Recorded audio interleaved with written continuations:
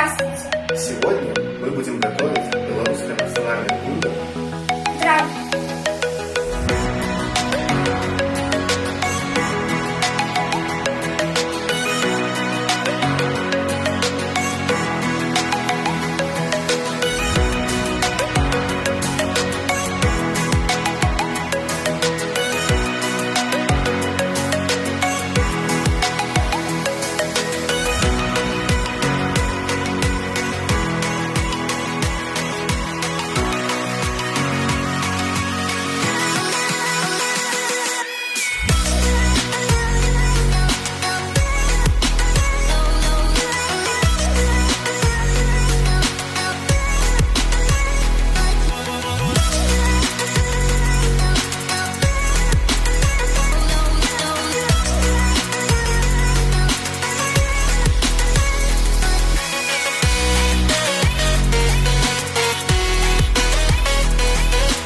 Ну вот, драники готовы. Я